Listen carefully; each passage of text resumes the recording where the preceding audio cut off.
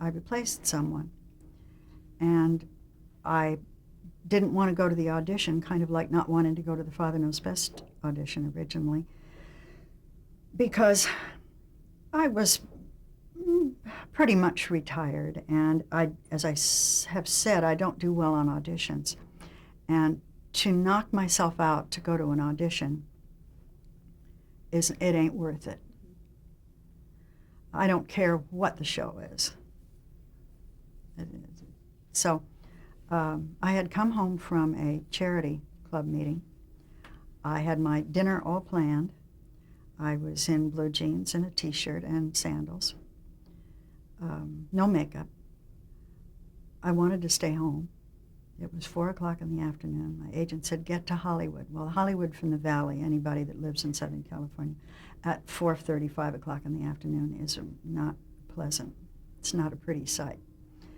I said, no, I don't want to go. He said, no, it's a series. I said, I don't care what it is. It doesn't make any difference to me what it is because I won't get it anyway. What's the point in my doing it? I don't want to go. When I got on the freeway and got into Hollywood, I really knew nothing about the show except the agent had said, go. Doesn't make any difference, just go. And I was given the script in a very quick, because they were in a hurry. They had, it was the whole end of the day. What I didn't realize, and was soon to realize, that they were starting the next day with the reading for the network. I mean, it had to be cast right then and there. And the casting director said, this is, the character is the mother of a newspaper boy, and he lives at home. I said, sure, fine. Now, one of my sons had delivered newspapers from the age of 11 to about 13. So I had that in my head. I'm visualizing that in front of me. And I'm reading in the office with the producers. One of the producers was Chris Elliott. Now, I don't know who's going to be playing the part of the little boy, and I'm reading the lines as though I'm talking to a 12-year-old. And so they said, would you, after I finished, they had me wait outside. And I didn't know until long after that in another room, way far away, were 4 other women that had read that day. They, too, were waiting to find out who was going to get the part. So I'm waiting there. Actually, no, they sent me home. Come to think of it. Yes, they sent me home.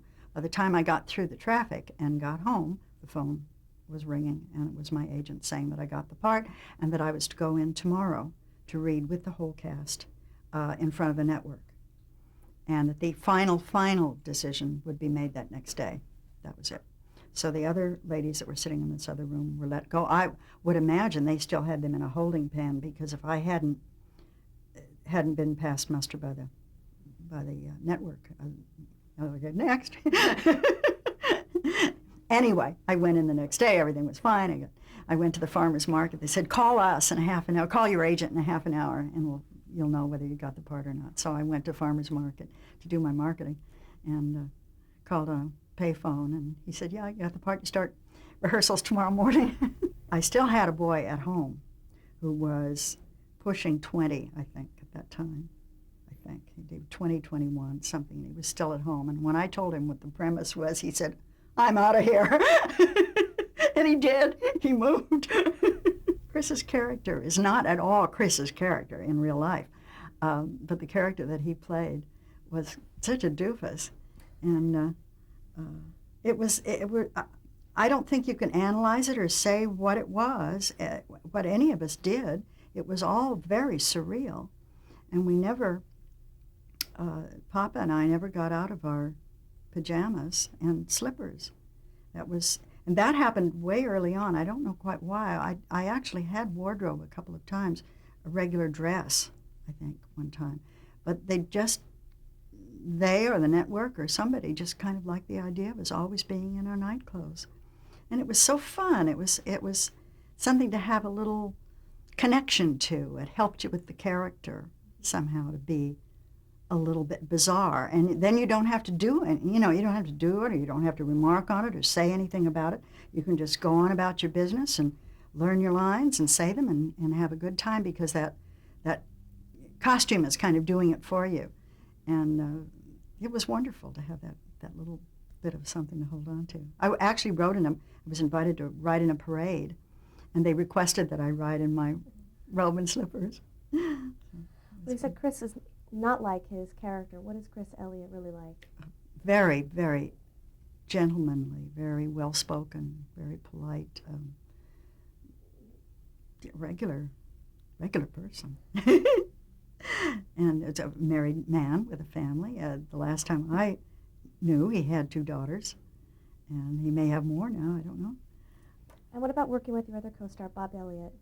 He's very quiet, and it was because of him that we didn't come, that I didn't come back for more of the second year. Actually, we shot, he just refused to do it. He and his wife, he's an artist, a watercolor artist, and he lives in, I believe it's Maine. It's either Maine or Connecticut, but northeast. Loves being there. Did not like California, did not like Los Angeles or the traffic. He didn't like the process of doing the show. Their house had been broken into here one time. When they were shooting, they'd gone away for the weekend. He came back and found a vagrant or something had come in and trashed the place. It was awful. And he was just not happy here at all.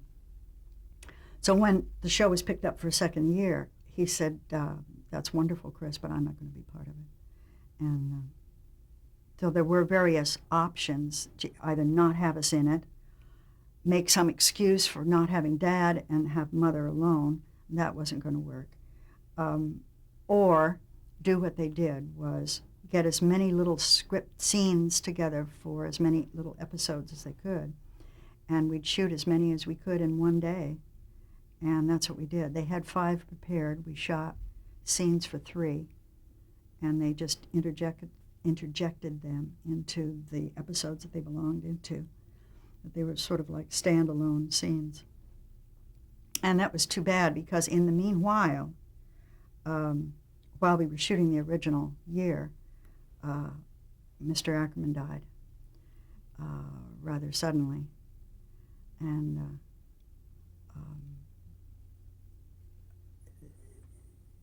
it was wonderful to have that show, have a place to go. I actually, because I had promised them, they said they were obviously on a tough schedule. I said, you have to come in on Monday no matter what happens this weekend. And I said, I will, I'll be here. And he died on early Sunday morning, and on Monday morning I was at the studio in makeup and shooting. And they, mercifully, it was one of those where I just had a couple of scenes, and we worked until about up to lunch hour.